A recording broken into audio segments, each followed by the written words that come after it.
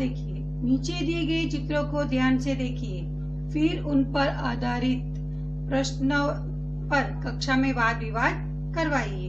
यहाँ 2 चित्र दिए गए हैं। यह पहला चित्र जो है वह गांव का है और दूसरा चित्र जो है वह शहर का है।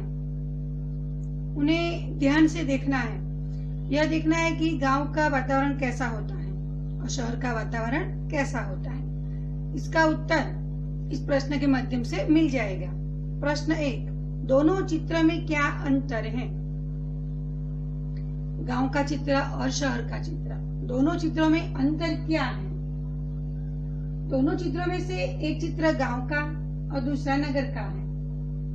गांव के चित्र में नदी दिखाई दे रही है, उसके घाटों पर, घाट यानी किनारा, लोग नहाते हैं, कपड़े धोते हैं, पानी भरते हैं। गांव में कुछ कच्चे घर हैं, लोग सामान्य कपड़े पहनते हैं, लेकिन गांव में बड़ी ही शांति दिखाई देती है। शांति का वातावरण गांव में होता है। यह नगर का चित्र है। इस चित्र में लंबी और चौड़ी सड़कें होती हैं, पक्के और बड़े बड़े मकान होते हैं, इमारतें होती हैं, सड़क पर वाहन चल रहे हैं और लोग आधुनिक वेशभूषा पहनते हैं। प्रश्न 2, गांव तथा नगर के जीवन में क्या अंतर है और तुम्हें कौन सा रुचिकर लगता है, क्यों? गांव और शहर में क्या अंतर है वह बताना है और आपको कौन सा रुचिकर यानी कौन सा अच्छा लगता है वह बताना है। गांव के जीवन में सादगी होती है, सरलता होती है, किसी तरह की बनावट और तड़क भड़क नहीं होती। लोग शांति से अपने अपने काम करते हैं, अपना जीवन जीते हैं, नदी और कुएं का पानी पीते हैं। वे अपने खेतों में उगी फसलें उसी में से मिलता अनाज खाते हैं, ताजी सब्जियां खाते हैं। लोग कच्चे मकानों में रहते हैं, पर उनका जीवन प्रकृति से जुड़ा हुआ होता है। जबकि शहर के जीवन में तड़क भड़क और बनावट ज्यादा दिखाई देती है। लोग आधुनिक और फैशनेबल कपड़े पहनते हैं। वे पक्के मकानों में, इमारतों में रहते हैं। वे लोग नल का पानी पीते हैं, बाजार से सब्जियां लाकर खाते हैं। नगर की सड़कों पर वाहनों का हमेशा शोर रहता है। लोग दुकानों, बैंकों और दफ्तरों में काम करते हैं। नगर के जीवन में शांति नहीं होती। लोगों का जीवन प्रकृति से बहुत दूर होता है। 3, क्या तालाब का जल पीने के लिए योग्य है? यदि नहीं तो क्यों? हमें बताना है। तो तालाब का पानी पीने योग्य नहीं होता। तालाब का पानी पीने लायक नहीं होता। तो क्यों? तो तालाब जो है वह चारों ओर से बंद होता है।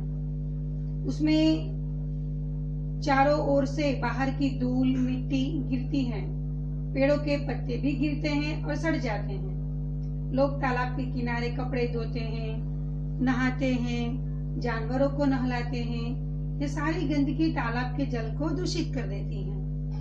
यह दूषित जल पीने से कई प्रकार की बीमारियां होती हैं। इसीलिए तालाब का जल पीने के योग्य नहीं होता।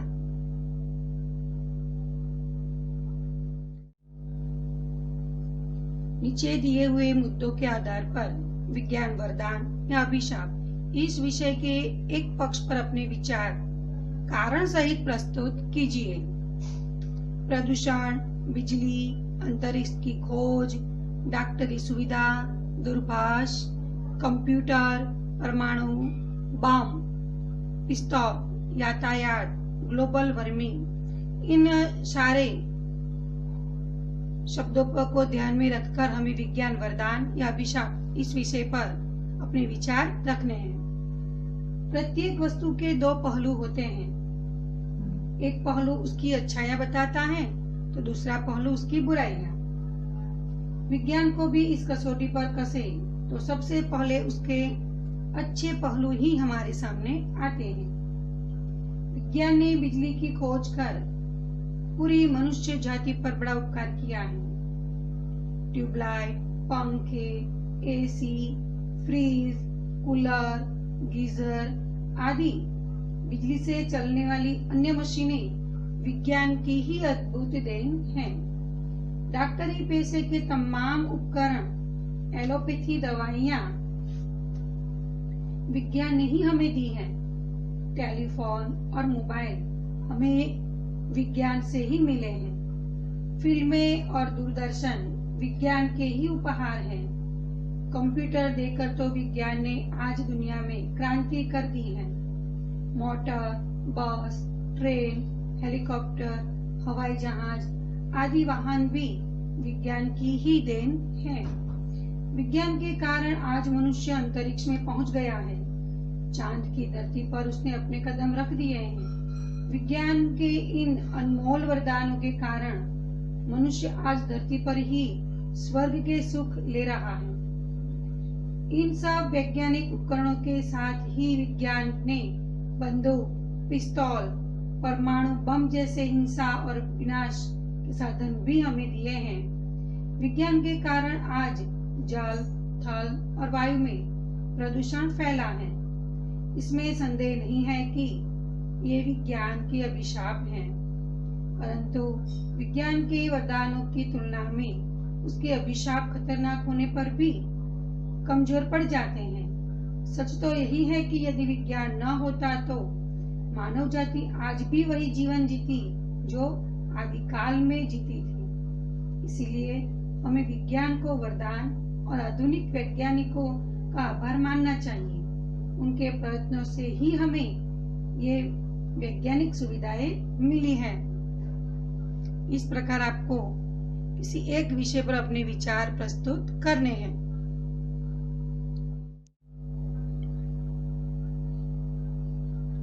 कौन शक्तिशाली है, कलम या तलवार? अपने विचार कारण सहित बताइए। यहाँ हमें बताना है कि शक्तिशाली कौन है, कलम है या तलवार। तो कलम हम जानते हैं कि कलम जो है वह लिखने के काम आती है और तलवार युद्ध के काम आती है। कलम के साथ दिमाग की शक्ति जुड़ी हुई है, जबकि तलवार के साथ शारीरिक शक्ति जुड़ी हुई है। कलम कविता, कहानी, उपन्यास, नाटक, जीवन चरित्र आदि लिखती है और तलवार हमेशा गला काटने का काम करती है और खून बहाती है। कलम जो है वह आनंद देती है, खुशियां देती है। उससे समाज में सुख शांति का प्रसार होता है। वह लोगों के दिल जीतती है। वह बुरे लोगों को अच्छा बनाती है। रामायण पढ़कर कितने ही रावण आज राम बन गए हैं। गांधी जी की आत्मकथा ने कितने ही बुरे लोगों को अच्छा बना दिया है।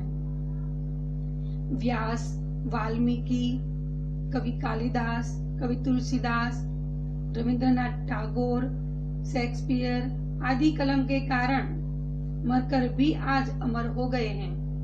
कलम ने कई सिंहासन पलट दिए हैं, जबकि तलवार रक्षा का साधन जरूर है और उसकी शक्ति कुछ समय तक ही रहती है। कलम की शक्ति युगों युगों तक बनी रहती है। इसीलिए मेरे विचार से तलवार की अपेक्षा कलम ही अधिक शक्तिशाली है। दी गई सामग्री पढ़िए और उसके आधार पर प्रश्नों के उत्तर दीजिए। यहाँ जो सामग्री दी गई है उसके आधार पर हमें प्रश्नों के उत्तर देने हैं। बहुत दूर जन्म ले रहा है धरती जैसा ग्रह। नासा की दूरबीन ने दिखाई पृथ्वी के जन्म जैसी तस्वीरें। 424 प्रकाश वर्ष दूर है नया ग्रह। शिकागो AFP हमारी पृथ्वी से 424 प्रकाश वर्ष दूर गर्म गर्दो गुबार के बीच धरती जैसा एक ग्रह आकार ग्रहण कर रहा है। वैज्ञानिकों के मुताबिक 1 करोड़ से 1.6 करोड़ वर्ष की उम्र वाले इस ग्रह का सौरमंडल अभी मुश्किल से किशोरावस्था में है, लेकिन जॉन हॉपकिंस यूनिवर्सिटी की अप्लाइड फिजिक्स प्रयोगशाला के मुखिया कैरी सिस्से के मुताबिक यह पृथ्वी जैसे ग्रह के जन्म लेने की बिल्कुल सही अवस्था है। इस सौरमंडल के 2 तारों में से एक के इर्द गिर्द धूल की गहरी रिंग बन गई है। यहाँ देखो, धूल की गहरी रिंग बन गई है। वैज्ञानिकों के मुताबिक यह रिंग सौरमंडल के बसने योग्य क्षेत्र में जमा हो रही है और एक दिन इस जगह पर धरती जैसा मिट्टी पत्थर से बना ग्रह जन्म लेगा, जिसमें पानी भी मौजूद होगा। शिष्य कहते हैं कि सूर्य जैसे तारे के चारों ओर धूल की ऐसी पट्टियों का जन्म लेना बहुत दुर्लभ घटना है और इसके बाहर की ओर बर्फीली बेल्ट से यह संभावना बनती है कि एक दिन इस ग्रह में पानी भी मौजूद होगा। उन्होंने कहा कि ग्रह का रूप ले रही धूल उन्हीं पदार्थों से बनी है जिनसे हमारी पृथ्वी के क्रस्ट व कोर का निर्माण हुआ है। शिष्य के अनुसार इस बात से भी इनकार नहीं किया जा सकता कि एक दिन वहां धरती जैसा जीवन भी पनपे। उन्होंने कहा कि यह धरती के जन्म की घटना को दोबारा देखने जैसा अनुभव है। इस दुर्लभ ब्रह्मांडीय घटना की तस्वीरें नासा के स्पिट्जर स्पेस टेलीस्कोप ने उतारी हैं। वैज्ञानिकों के मुताबिक इन दृश्यों को धरती तक टेलीस्कोप तक पहुंचाने में 424 प्रकाश वर्ष लग गए, लेकिन एक नए ग्रह के जीवन की तुलना में यह पलक झपकने जैसा है। उन्होंने बताया कि इस ग्रह को हमारी पृथ्वी जैसा रूप धारण करने में अभी और 10 करोड़ साल लग सकते हैं। मित्रों, यह जो घटना बताई गई है, इसी के आधारित हमें इन प्रश्नों के उत्तर लिखने हैं। यहाँ देखिए, अंतरिक्ष की किस घटना से वैज्ञानिक उत्साहित हैं? तो वैज्ञानिक इस घटना से उत्साहित हैं कि अंतरिक्ष में पृथ्वी जैसा एक ग्रह, नया ग्रह जन्म ले रहा है, बहुत दूर जन्म ले रहा है। धरती जैसा ग्रह, पृथ्वी जैसा एक ग्रह जन्म ले रहा है। इस घटना से वैज्ञानिक उत्साहित हैं। पृथ्वी जैसा ग्रह बनने के लिए अंतरिक्ष में किस प्रकार की स्थिति होना आवश्यक है, यहाँ दिखाया गया है कि पृथ्वी जैसा ग्रह बनने के लिए यह आवश्यक है कि अंतरिक्ष में पानी मौजूद हो, इसके साथ धूल मिट्टी की परत हो, ऐसी चट्टानें हो जिनसे पृथ्वी की ऊपरी परतों का निर्माण हुआ हो। 3. रेखा खींचकर सही जोड़े मिलाइए। यहाँ सही जोड़ हमें मिलानी है। 424 प्रकाश वर्ष यानी पृथ्वी से नए ग्रह की दूरी 424 प्रकाश वर्ष, पृथ्वी से नए ग्रह की दूरी 1.6 करोड़ वर्ष, नए ग्रह की उम्र यानी कि यहाँ से यहाँ नए ग्रह की उम्र 10 करोड़ वर्ष, ग्रह को पूर्ण बनने में लगने वाला समय 10 करोड़ वर्ष। स्पिट्जर स्पेस यानी नासा का टेलीस्कोप, यह जो है वो नासा का टेलीस्कोप है। और कैरी सिस्से वे वैज्ञानिक हैं। इस प्रकार आपको सही जोड़ मिलाने हैं।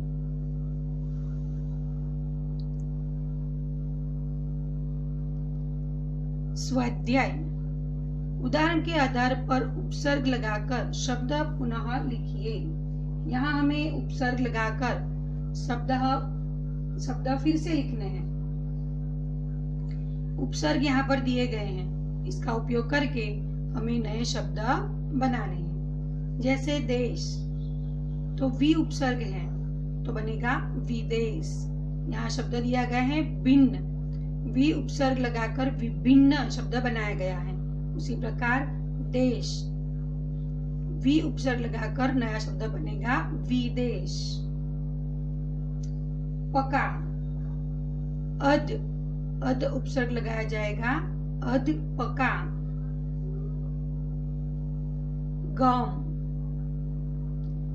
गम शब्द के आगे उपसर्ग लगाया जाएगा दुर्गम, दूर, तो शब्द बनेगा दुर्गम। योग शब्द जो है उसके आगे हम उपसर्ग लगाएंगे प्र, तो नया शब्द बनेगा प्रयोग।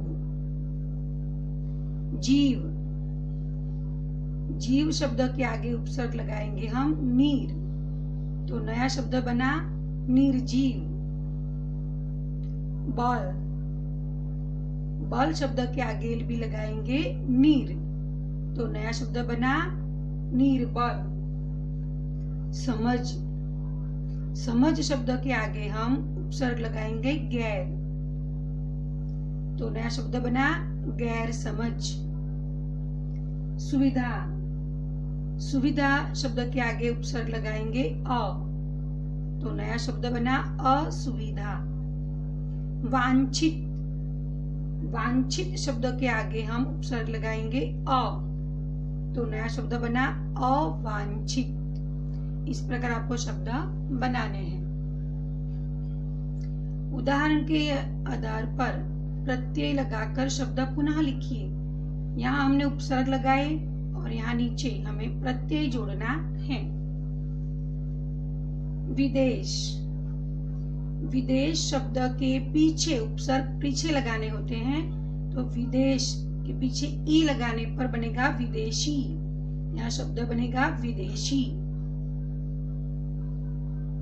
प्रकृति, इक प्रत्यय जोड़ना है, प्रकृति वत्ता इक, तो नया शब्द बना प्राकृतिक।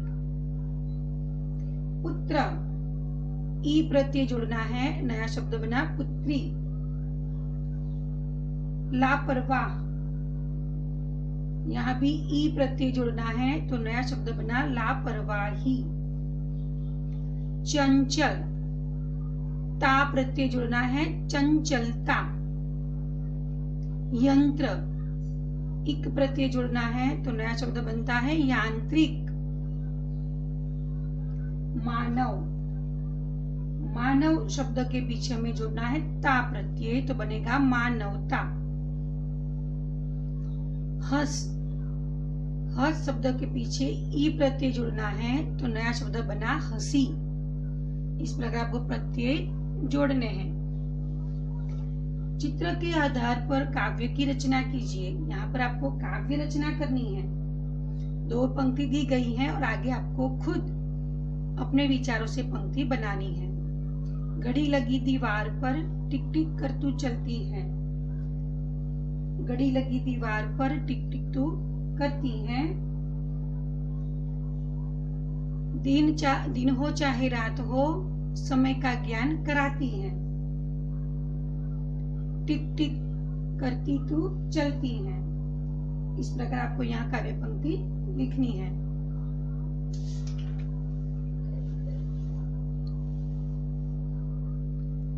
प्रश्न 4, देश की उन्नति, विकास एवं रक्षा के लिए आप क्या बनना चाहेंगे, किसान या सैनिक?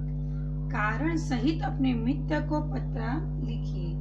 यहाँ पर हमें पत्र लेखन करना है। पत्र लेखन करते समय हमें एक बात अच्छी तरह से ध्यान रखनी है कि पता हमें किस ओर लिखना है। यहाँ देखिए, पत्र लेखन में पता हमें इस ओर लिखना है।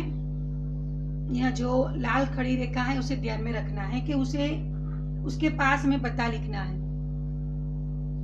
बाईं ओर गुजराती में हम दाई ओर लिखते हैं, आपको यहाँ बाई ओर पता लिखना है।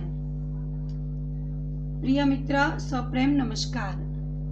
बहुत दिनों के बाद तुम्हारा पत्र मिला। चित्रकला प्रतियोगिता में प्रथम पुरस्कार मिलने पर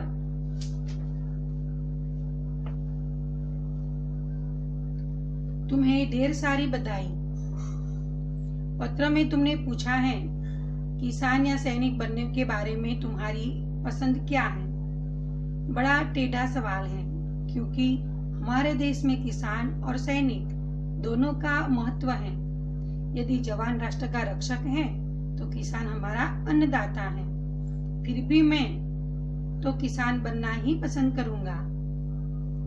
हमारे देश की जनसंख्या बढ़ती जा रही है। आज भी हमारे यहाँ बहुत से लोगों को 2 वक्त की रोटी नहीं मिलती।